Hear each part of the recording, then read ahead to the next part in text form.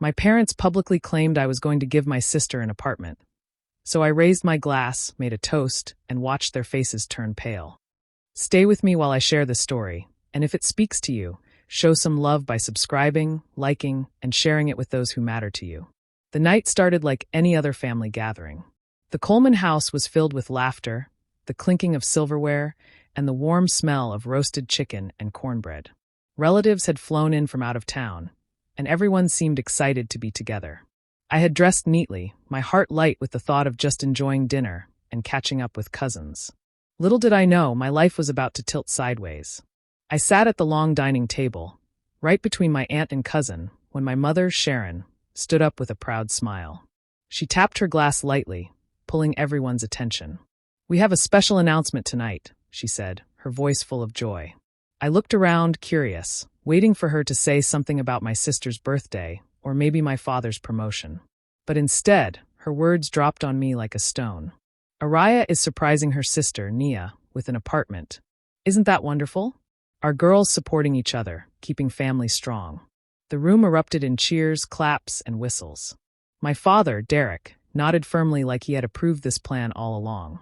My sister Nia grinned, her eyes sparkling with satisfaction, already acting like the apartment was hers. I sat frozen. My smile disappeared as heat spread up my neck. The apartment was mine, purchased after years of sacrifice, long nights, and back-to-back shifts. And here I was, watching my parents strip me of it in front of everyone, without asking, without even a conversation. My chest tightened, embarrassment washing over me. My cousins leaned in, whispering their amazement. "Wow, Araya, that's so generous of you." Inside, my heart was pounding. I wanted to shout, to demand an explanation, but I knew that would only feed their narrative, that I was selfish, ungrateful. So I swallowed hard, picked up my glass, and stood slowly. Everyone's eyes turned toward me. I could see my mother's proud face, my father's approving nod, and Nia's smug little smirk. My voice came out calm, almost sweet, though my words were sharpened like glass. "I just want to say how touched I am by tonight. Family really does have a way of surprising you." A few relatives chuckled lightly, not catching the edge in my tone. I lifted my glass higher. "It's funny, isn't it? How people can make decisions for you without ever asking what you want. But I guess that's the beauty of family. They'll keep you on your toes." The room shifted. Smiles faltered. My parents exchanged uneasy glances. Nia's smirk wavered. I took a slow sip of my drink, savoring the silence that followed. I set the glass down gently, returning to my seat with a calm face. But inside, I burned with betrayal. They thought they could humiliate me. They thought I'd accept it. They were wrong. Growing up in the Coleman household, I learned early that not all daughters are treated the same. My parents, Sharon and Derek, had 2 girls, but it always felt like they only had one favorite, my younger sister, Nia. At 24, she floated through life with an easy smile, a carefree laugh, and pockets full of money that she didn't earn. My parents never allowed reality to touch her. Every mistake was brushed away, every wrong excused as if the world owed her forgiveness. I, on the other hand, was the one who carried the weight of responsibility. At 27, I had carved a life for myself the hard way. I worked long shifts, budgeted every dollar, and made sacrifices people didn't see. My parents always told me I was strong, but they used that strength as an excuse to give more of themselves to Nia. She needed support. She needed encouragement. She needed protection. Me? I didn't need anything, or so they thought. The apartment stood as proof of my independence. Tucked away in a decent part of Atlanta, it wasn't just brick and drywall. It was a symbol. Every square foot carried a memory of my hustle. The nights I came home exhausted from 2 jobs, the weekends I skipped out on fun because rent and savings came first. I bought it with my own sweat, no loans from my parents, no helping hand. It was mine, my pride. But to Sharon and Derek, that pride wasn't just mine. They spoke about the apartment like it was a family heirloom waiting to be passed along. "Nia deserves a place of her own," my mother said once, her tone coated with sweetness but edged with expectation. "You're stable now, Araya. You should help her start her life." My father echoed the same thought. "You've always been independent. Nia needs more guidance." They dressed their favoritism as family love. In their eyes, giving my apartment to Nia wasn't robbing me. It was keeping the family whole. To them, I was selfish for holding on to what I had earned. To me, it was betrayal disguised as tradition. Nia, of course, embraced their narrative. She walked through life believing everything would be handed to her. She had no sense of boundaries, no recognition of the work it took to build something. When she looked at my apartment, she didn't see the years of grinding. I could tell she only saw a pretty space that was already waiting for her to move in. I watched the way my parents praised her, excused her, celebrated her. I watched the way they minimized me, taking my hard work for granted. It was always Nia, the shining star, the one they bent the world around. And me? I was the backbone they leaned on but never truly saw. That's when the truth settled deep in my chest. My apartment was more than just property. It was the line I refused to let them cross. For once, I would not play the role of the responsible daughter who quietly gave up her joy so Nia could shine brighter. This time, the story would be different. The room was alive with laughter, clinking glasses, and the hum of conversations when my mother stood up. Sharon Coleman always knew how to command attention, her voice sharp enough to slice through the chatter, yet wrapped in a tone of warmth that made people lean in. She tapped her fork against her glass and smiled proudly at the table. "I want to share something beautiful with everyone tonight," she began. Her eyes landed on me briefly before sliding to my sister, Nia. "Our Araya has decided to surprise her sister with the apartment she owns. Isn't that wonderful? A true act of love between sisters." The words hit me like a slap. My fork froze midair. I felt every set of eyes turned toward me, glowing with admiration. Not for me, but for what they believed I was giving away. My father, Derek, leaned back in his chair with a satisfied grin. "This is what family is all about," he said firmly, his deep voice carrying authority. "Unity. Sacrifice. Passing blessings forward." A ripple of applause followed. Some cousins nodded approvingly. Others whispered about how generous I was. My aunt even dabbed at her eyes like it was the sweetest moment she had ever witnessed. But at the end of the table, Nia sat glowing like a queen. She didn't thank me, didn't even glance my way with gratitude. She just smiled wide, soaking up the praise, acting as though the apartment was already hers. That smug expression pierced me deeper than anything else. She leaned back in her chair, nodding along with my parents' words, her posture screaming entitlement. To her, this wasn't shocking news. It was validation of what she already believed, that the world owed her, and I was just one more person in line to pay the bill. Inside, I burned. The apartment wasn't just property. It was years of my life stitched together with grit and determination.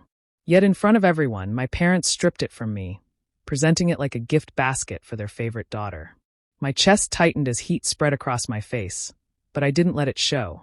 I knew one thing about moments like these. Silence was the same as surrender.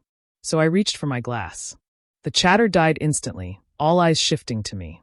I stood slowly, my hand steady though my heart pounded. I lifted the glass with a small smile that didn't quite reach my eyes. "To surprises," I said softly at first, letting the words hang in the air. A few people chuckled, thinking I was playing along. But then I let my voice sharpen. Because it's always interesting when you find out what decisions have been made for you without your say. Don't you think? The air shifted. My mother's smile faltered. My father cleared his throat, suddenly restless.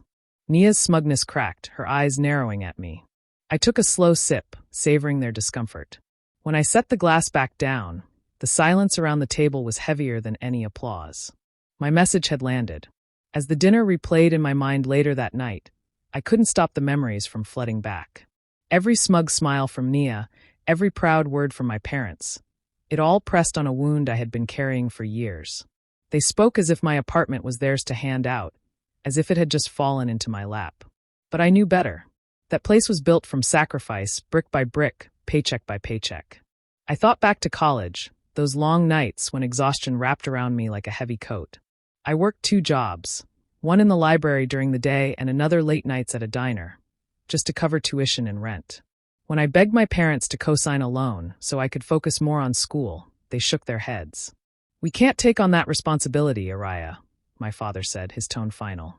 My mother added, "You're strong. You'll figure it out." And I did.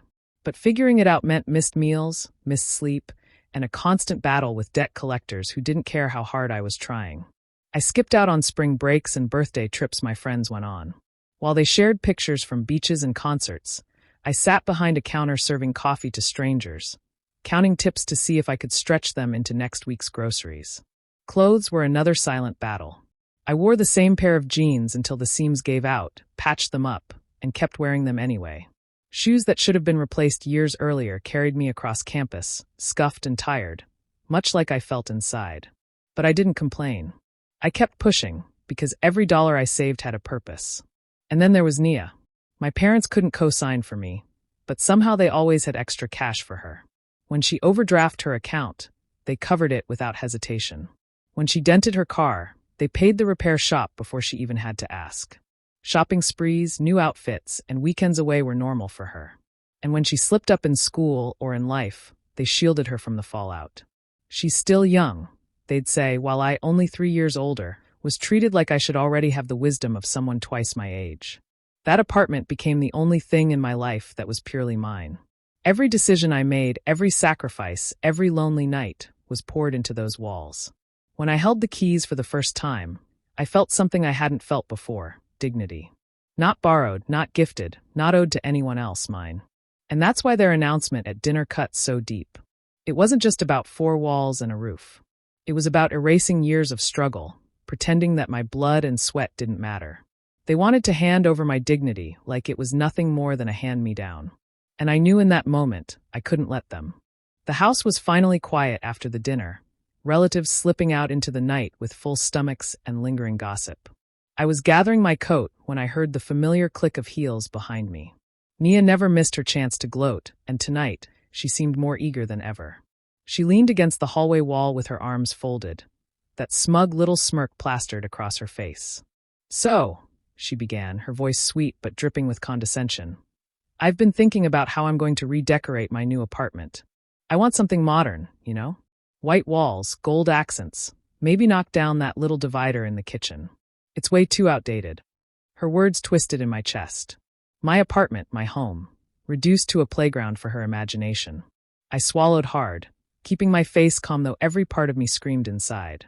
"You don't really need it, sis," she added casually, tilting her head as if explaining something obvious. "You've already made it. You're successful, independent. You should be proud you can help me get started. Not everyone has a sister like you." The way she said it wasn't gratitude. It was ownership. As if I had been created for the sole purpose of making her life easier. Her smirk widened when she saw I didn't respond right away. She thought my silence meant agreement. I studied her carefully, the shine of her earrings, the confidence in her eyes. She truly believed the world revolved around her, that my parents' favoritism was nothing but her birthright. And in that moment, I realized it wasn't just my parents who had underestimated me. Nia had too. I forced a small smile, careful not to reveal the storm building inside. "Sounds like you've got it all figured out," I said softly. Her smirk stretched into a grin, satisfied with herself.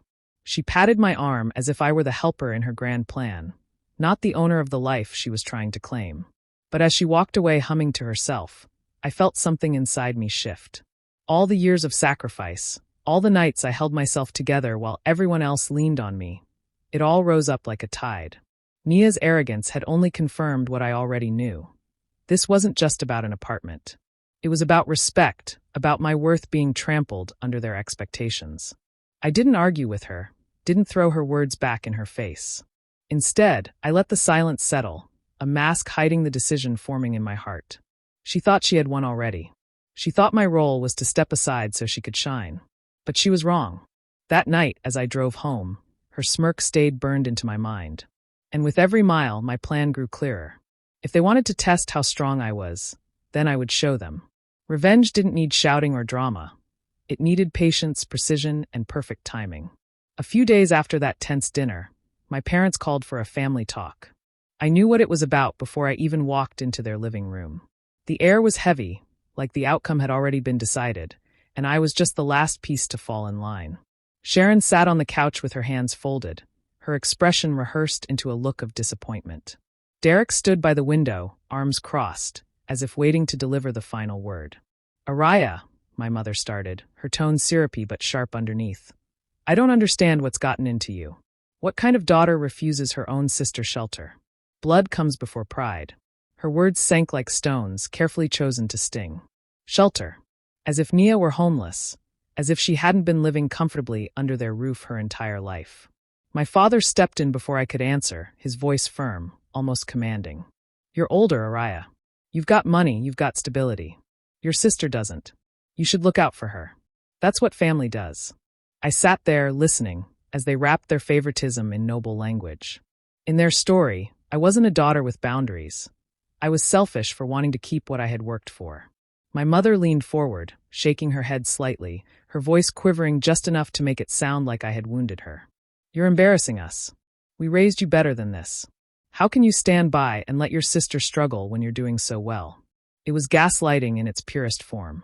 They painted me as cold-hearted, turning my years of sacrifice into a crime. I wanted to scream, to remind them of the nights I ate ramen just to save for rent, of the loans they refused to help me with, of every single moment they chose Nia's comfort over my needs. But I didn't. Instead, I let my face soften, pretending their words were sinking in. I nodded slowly, as though considering their arguments.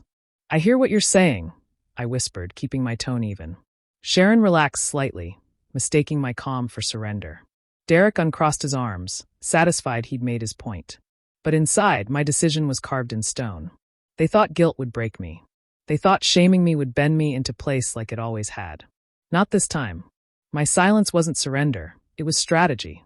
As they spoke about family unity and sacrifice, I let them believe I was wavering. I let them think their plan was working. All the while, my mind was steady, sharper than ever.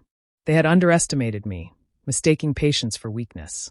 When I left that sit-down, I wore the same calm expression I'd carried the whole time. But the truth was already set. They would regret pushing me this far. They had taken me for granted one too many times. And now, I was done playing their version of family. The next move would be mine. The morning after that exhausting sit-down, I woke up with my decision already set in stone. My parents thought they could twist my words, shame me into handing over the one thing that truly belonged to me. But I wasn't about to gamble with my future or my dignity. If they wanted to play games, I was going to make sure the rules were mine. I drove straight to the bank, the folder of property documents tucked safely under my arm. The clerk slid the papers across the counter, and I felt the weight of them in my hands. My name signed clearly on every page, proof that no one could rewrite history to erase my sacrifice. I asked for fresh certified copies sealed and stamped, so there could be no questions later. Holding them, I felt a quiet power settle in my chest. But I didn't stop there. That afternoon, I scheduled a meeting with a lawyer. Sitting across from her polished desk, I explained the situation carefully. My parents' announcement, my sister's entitlement, their attempt to pressure me into giving the apartment away. She listened without judgment, then tapped her pen against the documents. You're safe, she said firmly. This is your property, legally and completely. No one can take it from you unless you sign it over willingly. And from what I hear, that's not happening. Relief washed through me, but it was more than just reassurance, it was fuel. With her words, my resolve sharpened. I wasn't powerless, no matter how hard my parents tried to make me feel like I was. This wasn't just about keeping the apartment.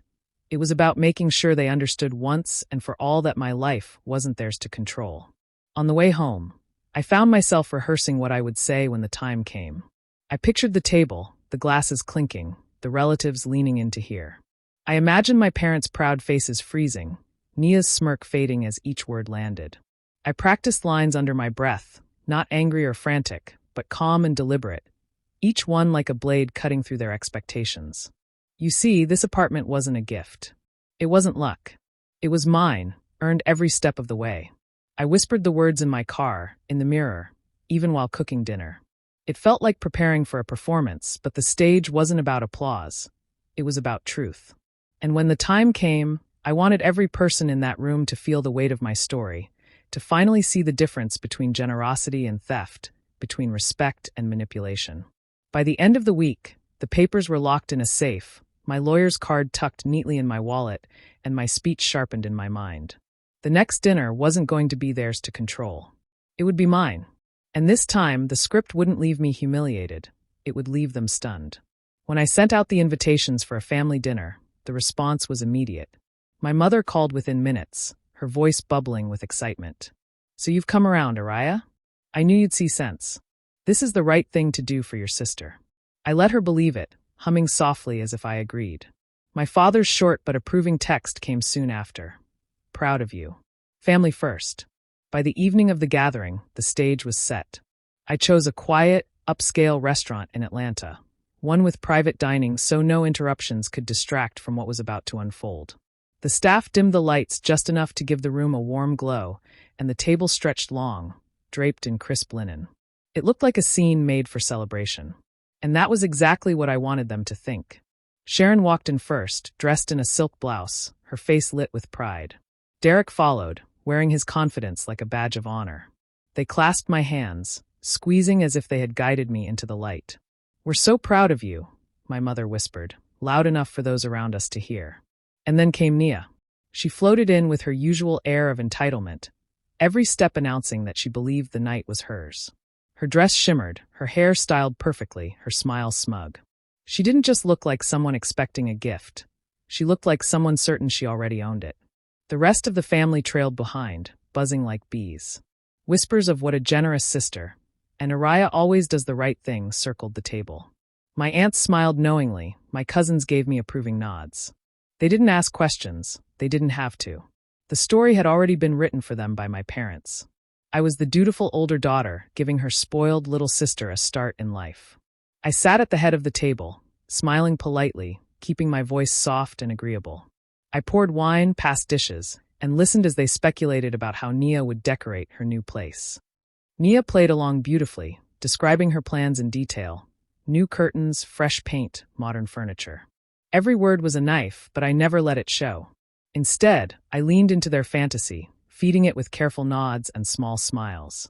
"Yes, it'll be a big change," I murmured. "I'm sure it'll suit her well." Each vague response tightened the trap.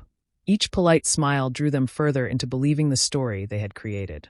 They didn't know that beneath my calm exterior, every move was calculated. I wasn't there to surrender. I was there to let their assumptions swell until the truth would burst them wide open. As laughter and chatter filled the room, I raised my glass slightly, not enough to call for silence yet, but enough to practice the motion. My heart was steady, my mind sharper than ever. The setup was complete. They thought this dinner would crown Nia as the new owner of my apartment. But in reality, it was the stage for their reckoning. The plates had been cleared, the chatter had softened into content murmurs, and glasses shimmered under the warm glow of the lights. I knew the moment had arrived. I pushed back my chair slowly, rising to my feet with my glass in hand. The soft scrape of the chair legs caught attention, and soon, all eyes were on me. I lifted my glass high, letting the pause stretch just long enough for the room to quiet completely. My voice was calm, almost sweet, but every word was sharpened with intention. "Since everyone is here tonight, I think it's the perfect time for me to share a few words." Sharon leaned forward, smiling wide, expecting me to announce the gift they had already promised on my behalf. Derek gave a proud nod, certain I was about to confirm his idea of family duty. Nia sat back, her smirk as steady as ever, waiting for the crown to be placed on her head. I let my eyes sweep across the room before speaking again. "This apartment everyone has been talking about, let me be very clear, it belongs to me. Legally, fully, and without question. My name is the only one on the deed, and no one will ever take it from me." The first crack appeared in Sharon's smile, her jaw tightening as she realized where I was going. Derek shifted uncomfortably in his seat, his confidence faltering. Nia blinked, caught off guard, before her smirk returned in defiance. I continued, my tone steady, my words deliberate. Every cent that paid for that apartment came from my own pocket. I worked 2 jobs, skipped vacations, and gave up more than anyone in this room will ever know. There was no safety net, no helping hand, no parent stepping in to make the burden lighter. It was just me. A ripple moved through the table. Relatives exchanged glances, whispers began. Sharon raised her chin, trying to mask her unease, but her knuckles whitened against her glass. Derek's face drained of color, his authority slipping like sand through his fingers. "And Nia," I said finally, turning toward her, "you've never earned anything on your own. Every mistake was fixed for you. Every indulgence handed over without question. You've lived on the efforts of others, and you've mistaken that for entitlement. But this time, there's nothing for you to take. Not from me." The words landed heavy, each one cutting through the illusions they had spun. Nia's smirk shattered, her lips curling into a glare as her cheeks flushed with fury. She looked ready to argue, but no sound came out. I lifted my glass one last time, letting the silence stretch, savoring the weight of it. So here's my toast to truth. To standing firm when others try to rewrite your story. and to never letting anyone take what you've earned. I sipped slowly, then set the glass down, a calm smile on my face. The silence that followed was thick, broken only by the sound of my parents' pride crumbling in front of everyone. The silence after my toast was deafening. Forks that had been clattering only minutes before now lay abandoned, and no one dared to take another bite. I could feel the weight of every pair of eyes on me, their surprise thick in the air. Then came the whispers, soft at first but spreading like ripples through water. Cousins leaned into one another, aunts exchanged wide-eyed looks. The story of the generous sister had been shattered in a single moment, replaced with the truth they could no longer ignore. Sharon was the first to react. She forced a shaky laugh, lifting her chin as if she could sweep the tension away with her usual charm. "Well, maybe it came out a little differently than we expected," she said, her voice trembling at the edges. But the pride she wore earlier was gone, stripped away. My father tried to follow her lead, clearing his throat and straightening his shoulders. "What matters is family," Derek said firmly, but even as he spoke, his tone carried no weight. His words fell flat, unable to rebuild the dignity that had just crumbled before the entire room. I watched them both fumble, trying desperately to cover their favoritism, but it was too late. The relatives who once cheered for their announcement now looked at them with thinly veiled judgment. Everyone had seen how they had tried to strip me of what was mine to hand it to Nia, as if I were nothing more than a stepping stone for their favorite daughter. And then there was Nia. Her cheeks were red, her jaw tight, and her eyes burned with humiliation. She pushed back her chair so hard it scraped against the floor, the sound cutting through the room. "You didn't have to embarrass me like this," she snapped, her voice rising, but it was drowned out by the murmurs around us. She grabbed her purse, shoved it over her shoulder, and stormed out of the restaurant, her heels clicking sharply against the floor as she disappeared into the night. Sharon reached out as if to stop her, but she pulled her hand back quickly when she realized all eyes were still on her.